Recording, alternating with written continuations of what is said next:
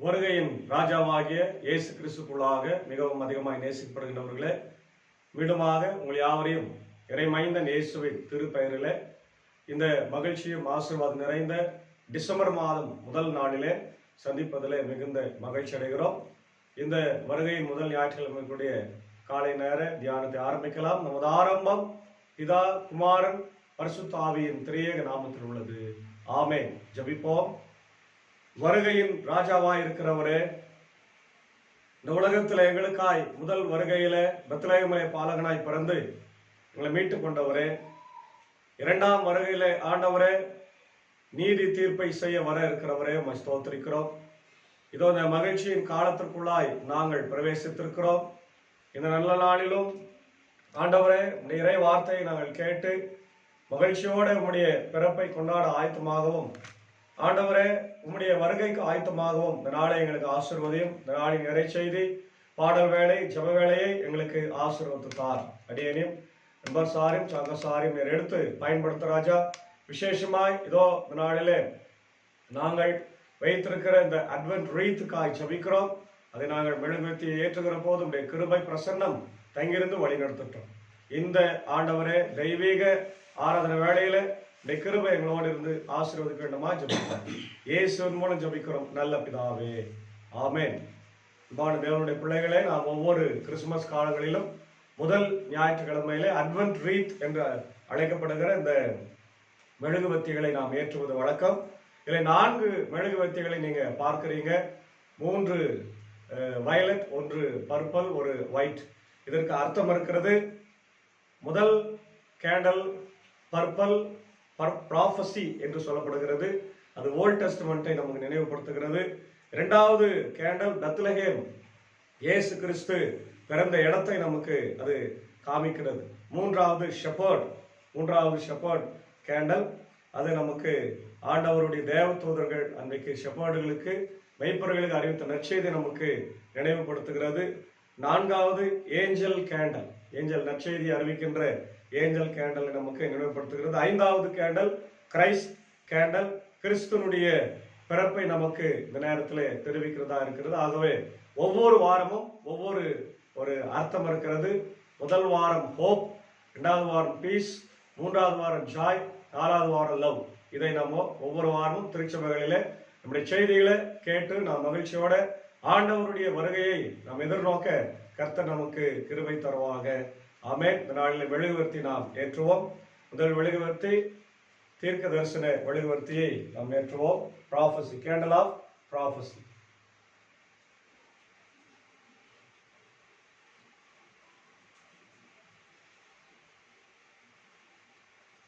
அதே போல நாம் முதல் பாடலை பாடுவோம். 141வது பாடல், வருகையின் பாடலை நண்பர் சார் அவர்கள் பாடுவார்.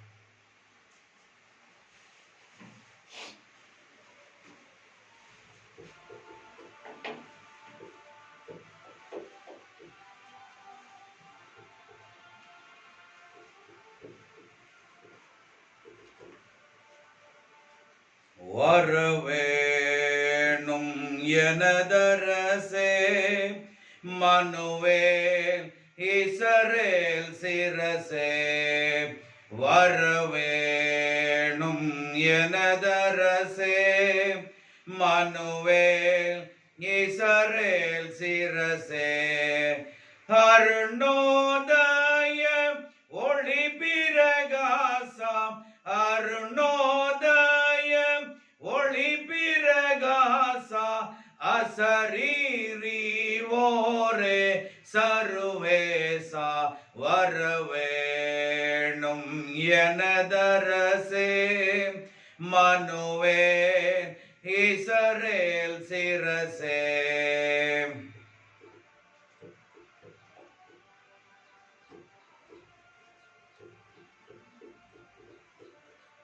வேதா கருணாகரா, மெய்யான பராபரா.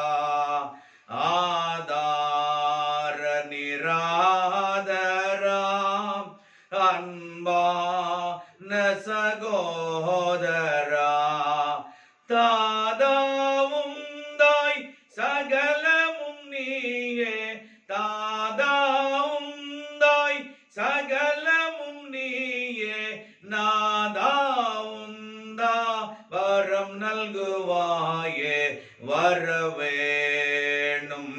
எனதரசே மனுவேல் இஸ்ரவேல் சிரசே.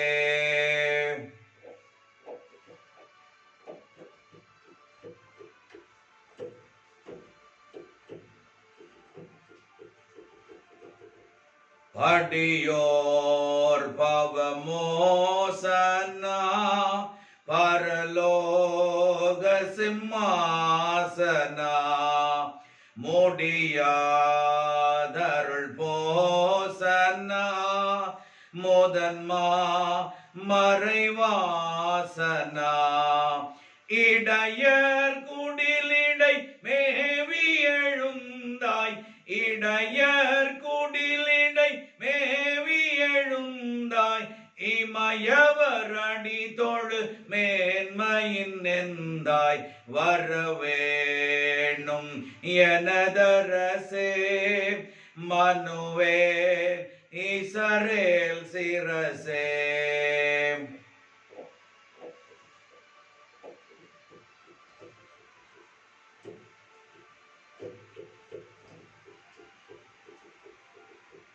வானோர் தொழும் நாதனே மறையாகம போதனே கானாவின் அதீதனே கலிலேய வினோதனே ஞானகரமே நடுநிலையோவா ஞானகரமே நடுநிலையோவா நண்பா உனத நன்மையின் மகாதேவா வரவேணும் எனதரசே மனுவேல் இஸ்ரவேல் சிரசே வரவேணும் எனதரசே மனுவேல் இஸ்ரவேல் சிரசே.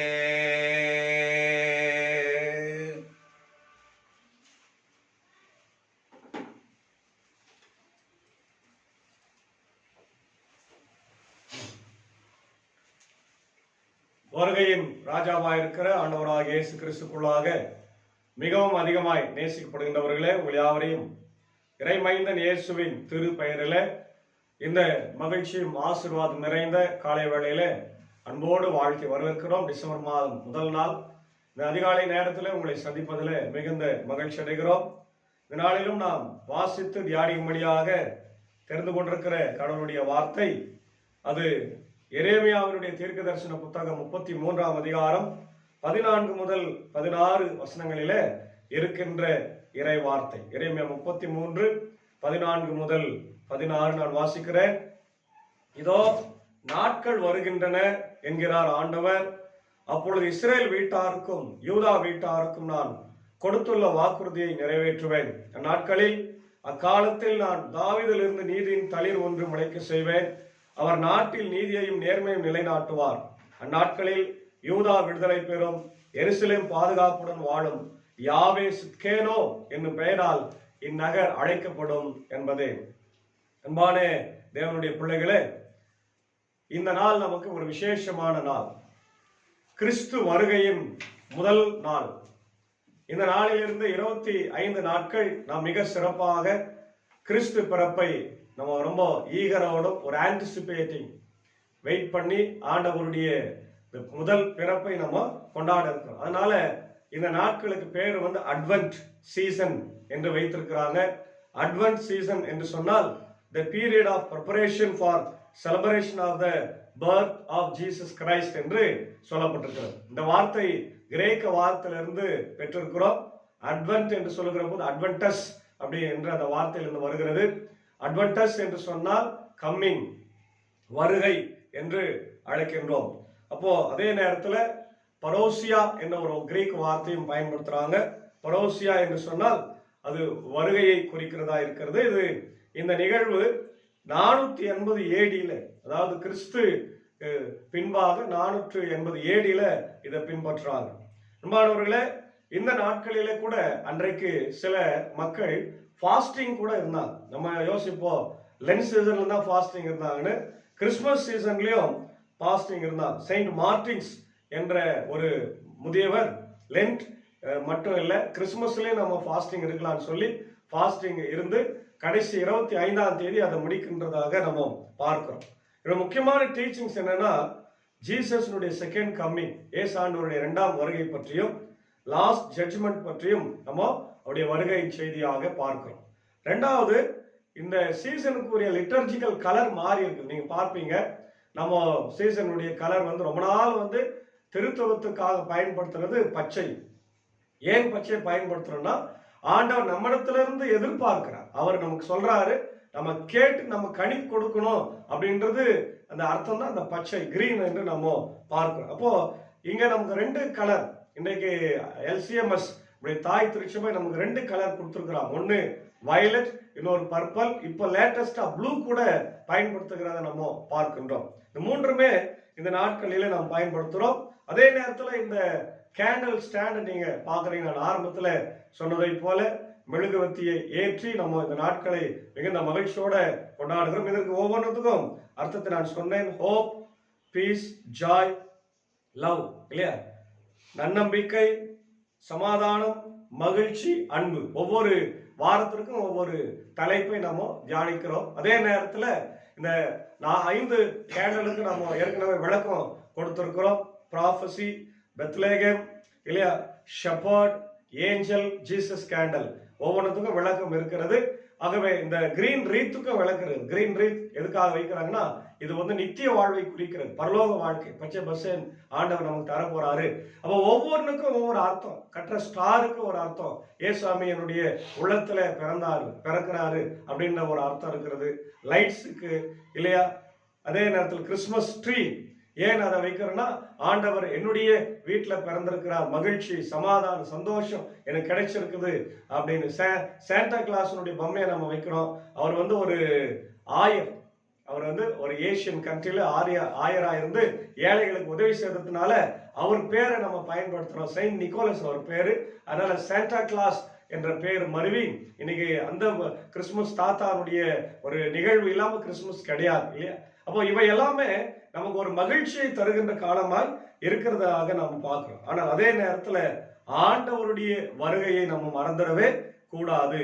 இங்க ஆண்டவர் என்ன சொல்றார் பாருங்க, நமக்கு கடவுளின் உண்மை தன்மையையும் அன்பின் உடன்படிக்கையும் அவர் சொல்றார். கடவுள் வந்து எப்பவுமே நமக்கு உண்மை உள்ளவரா இருக்கிறாரு. அவர் அன்பின் உடன்படிக்கையாக அவர் நம்ம கூடவே இருக்கிறார். அதான் எரேமியாவுடைய வாழ்க்கையில நம்ம அவருடைய அழைப்பை பார்க்கிறோம். ஒரு ஆசாரியனுடைய மகனாய் அவர் ஊழியத்தை ஆரம்பிச்சு கடைசி ஒரு தீர்க்கனாக நிறைவு செய்கிறதை பார்க்கிறோம். Prophet of the hope, prophet of the doom என்று அவரை அழைக்கிறோம். பாடுகளின் தீர்க்கர். அதே வேளையில மிகவும் இளமை பிராயத்துல கடவுள் அவரை ஊழியத்திற்காக அழைத்தார் என்பதை நம்ம பார்க்கிறோம். இரண்டாவது, அவர் வாக்கு மாறாதவர். Is the God of promise. Amen. God of promise, நமக்கு வாக்கு கொடுக்கிறார், அந்த வாக்கை நிறைவேற்றுவார். மூன்றாவது, காட் ஆஃப் கவனன்ட், நமக்கு உடன்படிக்கை செய்தவர், நம்ம மேல உடன்படிக்கை செய்திருக்கிறார். நீங்கள் என் ஜனம், நான் உங்களுடைய கடவுள். அதே போல ஆண்டவர் நேர்மை உள்ள அன்புள்ளவர். நான் உன்னை காப்பாற்றுவேன்னு சொன்னா ஆண்டவர் காப்பாற்றுவார். அதான் இந்த பகுதியில நாம் பார்க்கிறோம். அதே நேரத்துல காட்ஸ் கவனன்ட் லவ் என்று சொல்லுகிற போது என்னன்னா பாருங்க, நிபந்தனையற்ற அன்பு. நமக்கு நிபந்தனையே கிடையாது. இரண்டாவது, விடுதலையின் அன்பு, நமக்கு விடுதலை கொடுக்கிற அன்பு. மூன்றாவது, மாற்றுருவாக்கம் செய்யும் அன்பு, இல்லையா?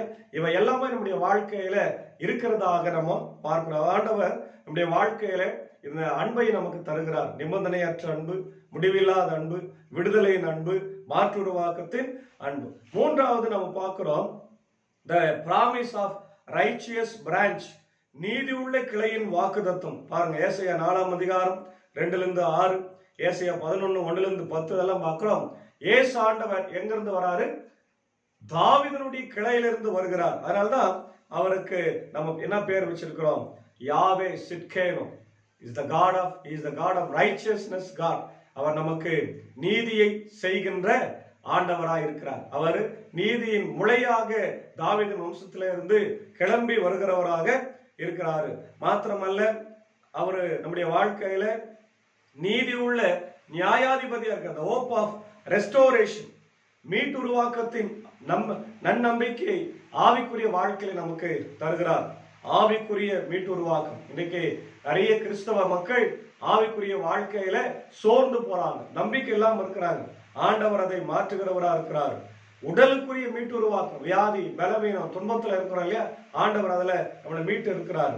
அதே போல நாட்டினுடைய மீட்டுருவாக்கம், இன்னைக்கு இஸ்ரேல் மக்களை ஆண்டவர் மீட்டிருக்கிறார். அதே நேரத்துல மற்ற மக்களை மீட்பார். நீங்க அந்த மக்களுடைய வாழ்க்கையை நம்ம பார்க்கிறோம். உக்ரைன் இன்னைக்கு கதி கலங்கி போயிருக்கிறாங்க, அவங்களையும் மீட்பார். நிச்சயமா ஆண்டவர் ஜபங்களை கேட்பார் இல்லையா. நாட்டினுடைய மீட்டுருவாக்கம், இப்போ பாவத்திலிருந்து மீட்டுருவாக்கம், அடிமதனத்திலிருந்து மீட்டுருவாக்கம் இல்லையா, புது வாழ்வை நமக்கு தருகிறவராக இருக்கிறார்.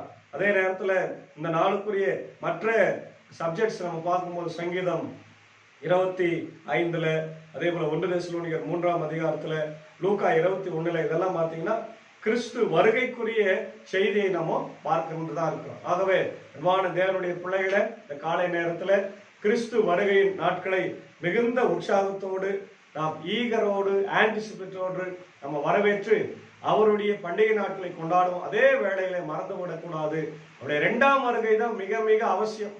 அதுக்காக நம்ம ஆயத்தப்பட வேண்டும். ஏன்னா ஆண்டவருடைய வருகை காலையில கூட நம்ம நேற்று காலையில செய்தியில பார்த்தோம், திருடன் வருகிற விதமா இருக்கும் என்று. அது போல ஆண்டவருடைய வருகை அது எப்ப நம்ம இருக்காது தெரியாது. அதனால நாம் உற்சாகமாய் உடைய வருகைக்காக ஆயத்தப்பட தூய ஆவியானவர் இந்த வருகை நாட்களை, the season of advent, நமக்கு ஆசீர்வதித்து நீங்கள் பாடல்களை பாடி பல இடங்களிலே சென்று நற்செய்தியை அறிவித்து மகிழ்ச்சியோடு எல்லா மக்களிடத்துல அன்பை பரப்பி, மகிழ்ச்சியை பரப்பி, விடுதலையை பரப்பி, சமாதானத்தை பரப்பி நீங்க வாழும்படியாக நாங்கள் இந்த ஊழியத்தின் சார்பாக இந்த நாளிலே வாழ்த்துகிறோம். கர்த்தர் உங்களை ஆசீர்வதிப்பாராக. ஆமென். ஜெபிப்போம். எங்களை அளவுக்கு அதிகமாய் நேசிக்கிற நல்ல ஆண்டவரே, இந்த மகிழ்ச்சியின் நாளுக்காய் நன்றி செலுத்துகிறோம். ஆண்டவர் இந்த சீசன் ஆஃப் அட்வென்ட் எங்களை தந்தமைக்காகவும், ஒரு மாதத்தின் முதல் ஆண்டவரே தேதியிலே ஆண்டவரே முதலாவது நாளிலே இப்படி பார்த்திருந்து நாளை ஆரம்பிக்கிறோம். குறிப்பாக 2024 ஆண்டின் ஆண்டவர் கடைசி மாதம், கிறிஸ்து பிறப்பின் மாதமா இருக்கிறபடினால நன்றி ஆண்டவரே. இந்த மாதம் முழுவதும் கிருபை எங்களோடு தங்கியிருக்கட்டும். என்னுடைய பணிகளின் பயணங்களும் ஆண்டவரே நீர் ஆசீர்வதி, ஊழியத்தை ஆசீர்வதியும். குறிப்பாக ஆண்டவரே கிறிஸ்து பிறப்பின் மகிழ்வை எங்களுடைய நண்பர்களோடு, அன்பர்களோடு, சபையோடு, எல்லா மக்களோடு, குறிப்பாய் கிறிஸ்துவை அறியாத மக்களுக்கெல்லாம் நான் உதவி செய்து, ஏழை எளிய மக்களுக்கு ஆண்டவரை உதவி செய்து இயேசுவின் அன்பை பிரதிபலிக்கவும், அதே வேளையில உம்முடைய வருகைக்காக, 2ஆம் வருகைக்காக ஆயத்தப்படவும் கர்த்தர் கிருபை தார். இந்த காலை நேரத்துல இந்த ஊழியத்துல எங்களோடு இந்த அன்பையான ஆண்டவரே காரியங்களை எல்லாம் ஒழுங்கு செய்து கிரமமாய் ஆண்டவரை செய்து வருகிற அன்பர் சாருக்காக, ஆண்டவரை ஏஞ்சி அக்காவுக்காக, அன்பான பிள்ளைகள் மாத்தாள் மரியாளுக்காக, அன்புக்குரிய ஆண்டவரே இசை மாஸ்டரா இருக்கின்ற சாக்கோ சாருக்காக, அன்பான மனைவிக்காக நான் ஜெபிக்கிறோம். எல்லாரையும் வல்லமையா என் தேவன் எடுத்து பயன்படுத்துங்க. இந்த புதிய மாதம் எங்களுக்கு ஒரு பெரிய உற்சாகத்தின் மாதமாக, மகிழ்ச்சியின் மாதமாக இருக்கட்டும். அநேக ஆண்டவர் திருச்சபைகளிலே உம்முடைய பிறப்பை மகிழ்ச்சியோடு கொண்டாடவும், பல நாடுகளிலே ஆண்டவரை எங்கள் மக்கள் கொண்டாட கர்த்தர் கிருபை தார். இந்த நாளின் எல்லா விதமான ஆசீர்வாதங்களை, இந்த மாத்திரக்கூடிய ஆசீர்வாதங்களை, ஊழியங்களை கர்த்தர் எங்களுக்கு ஆசீர்வதியும். துதி கன மகிமை உமக்கே செலுத்துகிறோம். இயேசுவின் மூலம் ஜெபிக்கிறோம் நல்ல பிதாவே, ஆமென். ஆண்டவராக இயேசு கிறிஸ்துவின் கிருபை, பிதாவின் அன்பு, பரிசுத்த ஆவியின் ஐக்கியம் இந்த நாட்களிலே கர்த்தருடைய வருகை மாத்திரம் நம்மோடு கூட இருந்து காப்பதாக. ஆமென்.